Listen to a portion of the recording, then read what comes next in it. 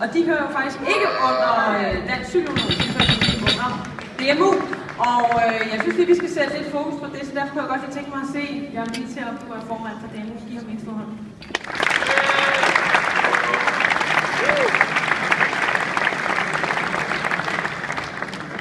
For nogle måneder siden, da jeg blev spurgt om jeg ville lave det her, så siger jeg, ja, det ville jeg godt.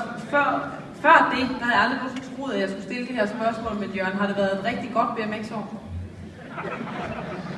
Det er meget glad for det spørgsmål. Ja. Der har også brugt lang tid på at finde, altså lige finde frem til det. Det er ikke bare lige sådan. Nej, det er det altså ikke. Nej, det er det. Jamen, det har været rigtig godt BMX-år, kan jeg roligt sige, på Christian Munk Mogsens vegne, vores landstræner og selvfølgelig Unionens vegne. Så har det været rigtig, rigtig godt år.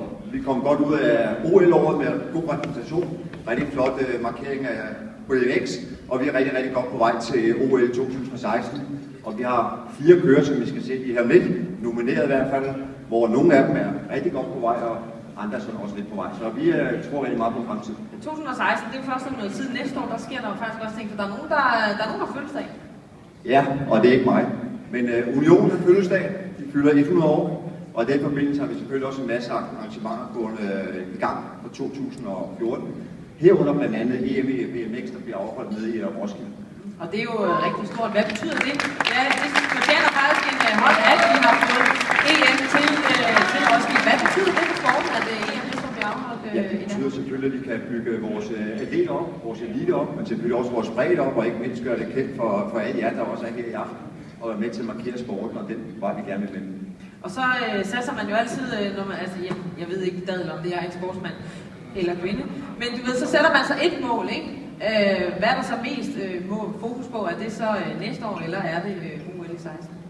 Der er jo ingenting omkring OL 2016, det er det ultimative mål, men vi tager også en lille bid af elefanten ad gangen, og opfylder de mål, vi har for hvert år. Men 2016, det er målet at have en eller forhåbentlig også 2 mere over til OL i Men jamen præcis, vi skal jo faktisk også finde en vinder fra jer, fordi vi skal til den næste kategori som årets BMX-rytter. Den kommer lige her, så vil jeg bare sige tusind tak.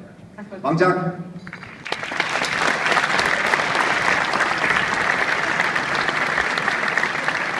Ja, fordi som antydet, så bliver vi lidt ved BMX, fordi vi skal have fundet årets BMX-rytter, men vores første mødehold med BMX for alvor, det var jo det var godt nok en stor oplevelse. Vi kom jo lige direkte hjem nærmest direkte fra Champs-Élysées, fra Tour de France-afslutningen i Paris, og så til VM i BMX, som blev holdt i Danmark, ude på Amager i 2011. Og det er jo en helt anden verden, men også noget, der kan føre til alt muligt.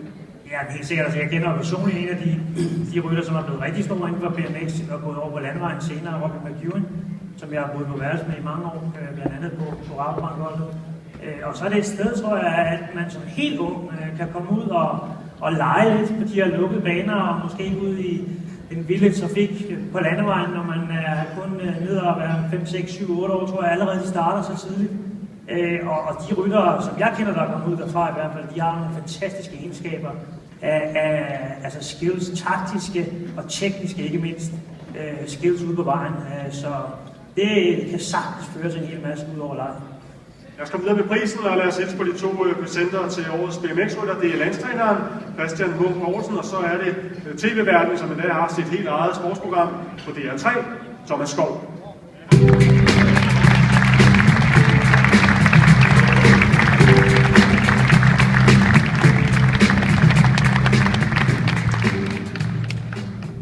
Jeg kunne godt tænke mig at fortælle en lille vits om BMX.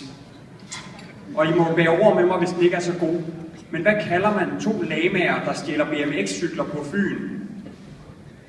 Balamaer.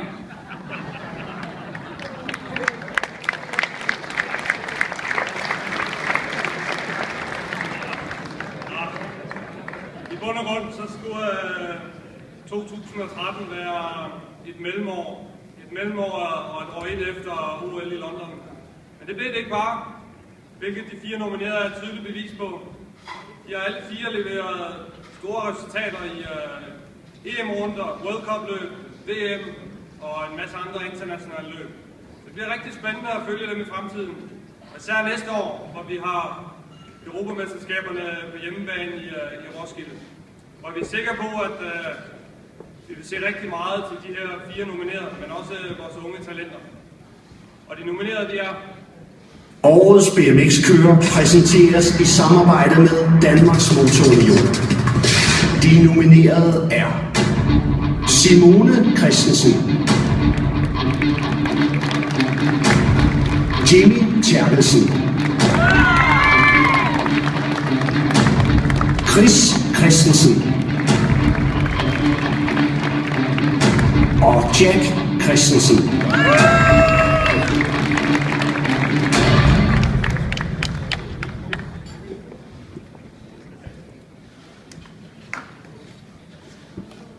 Jeg har altid drømt om at blive cykelrytter, fordi så kan man gøre sådan der.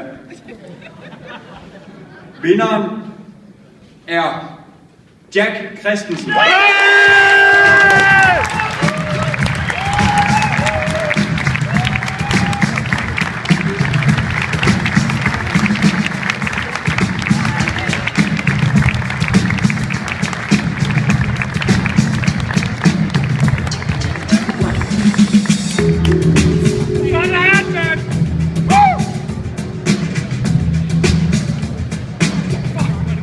Tillykke med prisen, Jack. Du er fra Fyn. Så du er ikke en ballademager. Jeg synes faktisk, man var meget god, det der. Er der nogen, du gerne vil sige tak til? Ja, først og fremmest alle jer, der har stemt på mig. Tusind tak, fordi hvis I ikke havde stemt på mig, så har jeg ikke stået med den her i dag. Men der er også en lang andre række mennesker, jeg vil takke. Ronny Lyk fra Roskilde BMX, som han har stået for at finde sponsorer og arrangere rejserne, så jeg kunne koncentrere mig fuldt ud om at køre BMX. Så er der Ture Korsager fra Atlantic City, Thomas Sønderskov fra Sport Norge, min familie, min dejlige kæreste. Tusind tak. Tillykke med alle vores BMX-ryttere, Jack Christensen.